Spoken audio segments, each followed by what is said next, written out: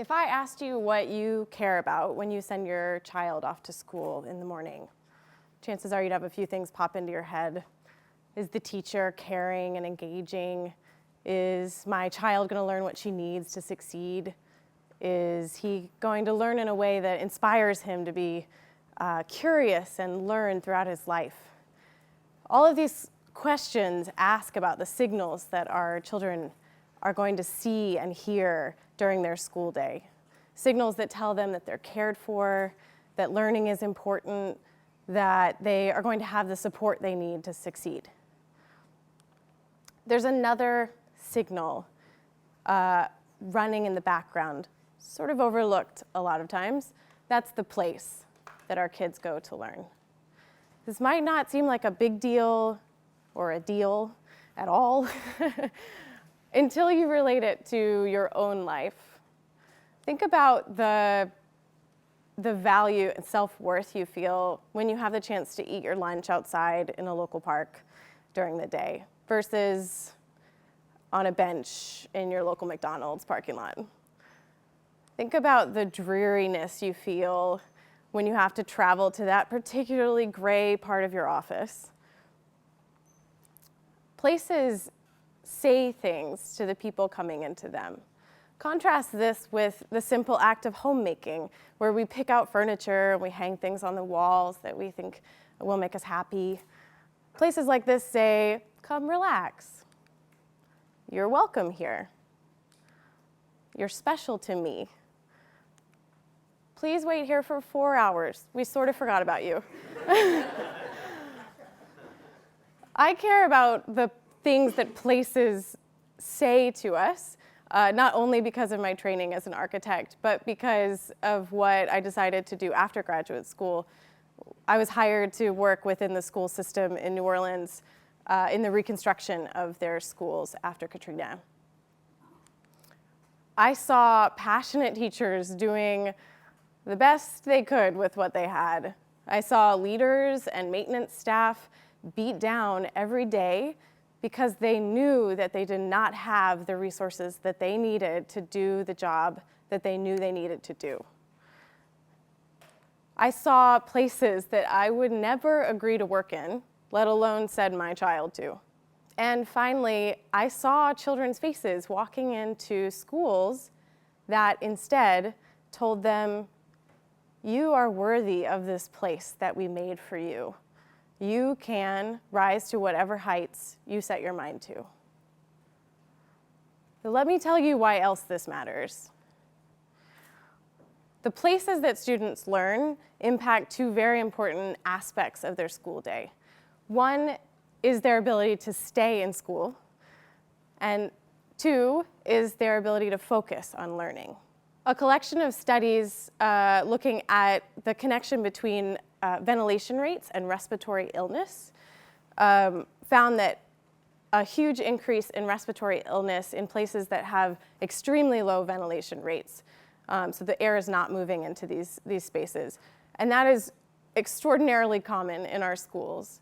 And these studies found that between 50% and 370% increase in respiratory illness in spaces that have these lower ventilation rates, extremely low ventilation rates. And respiratory illness is not just keeping our kids out of school, it's also keeping our teachers out of school. Teachers in Washington, D.C. and Chicago missed an average of 4 school days a year due to health problems caused by adverse building conditions, and air quality was cited as the biggest problem. Daylight, fresh air, and good acoustics are also crucial to student learning and ability to focus. 4 major studies in the last 15 years have shown us the connection between daylight and the ability to learn and readiness to learn. 2 of those studies looked at the production of hormones that keep students alert, able to focus, and able to retain information. Those hormones are not produced when students are not given enough access to daylight during the day. Breathing fresh air in a classroom, so the lower CO2 levels in a classroom allows for students to focus and has been connected to average daily attendance, so their ability, again, to stay in school. 6 major studies in the last 15 years have shown that good acoustics, speech intelligibility, so the ability to hear a teacher, logically follows that a student can learn better if they can hear their teacher. And good acoustics is affected by background noise in a classroom, so a loud air conditioning unit, and also reverberation time, so a well-designed classroom that has enough soft surfaces to soak up sound and make it easy to hear. All of these things we know make schools and classrooms better for students. Well, we're also not spending what we need to spend to keep these conditions alive and well in our classrooms. Our current schools are not living up to the standards that we know are better for kids. The Center for Green Schools, where I work, and 21st Century School Fund put together this study about 2 years ago looking at what we would need to spend as a country to bring our schools up to today's health, safety, and educational standards. It's $542 billion over the next 10 years.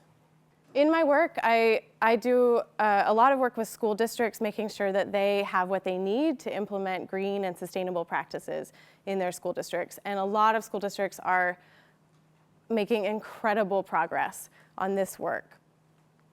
But the simple truth is that energy efficiency and healthy cleaning and recycling programs are not going to take hold if school districts don't have the resources to look at their utility bills or clean or pick up the trash regularly. Just the basics are not possible if schools don't have the correct amount of funding. So this seems like a problem that's out of my hands and out of your hands.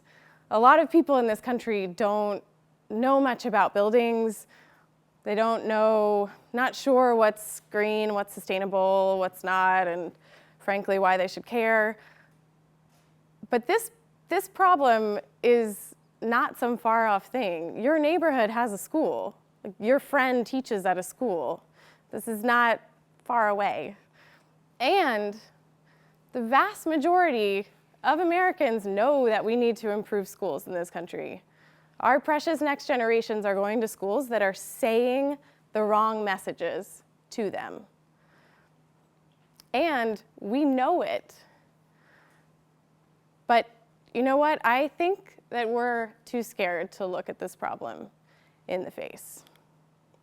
We don't want to feel bad about the places that we are sending our kids to school. We also don't want to come face to face with how much money it's going to take to run and maintain good schools. School staff that I work with are really scared to be honest about the condition of schools that are within their control. They're scared to admit that they need help because they're afraid of being blamed for the conditions. And a lot of times they don't have the staff time or professional expertise to fix it.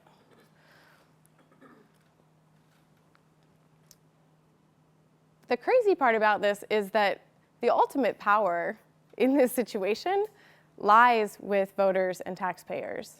If you trace back all of the things that need to happen to make our schools better, the ultimate power lies with you. First, go volunteer at a local school in a disadvantaged part of your community. Not only will you be blown away by the hardworking people that are around you, but you'll also gain a better perspective about what's needed and how you might be able to help, and also how you can advocate for change. Then vote for funding measures for your schools.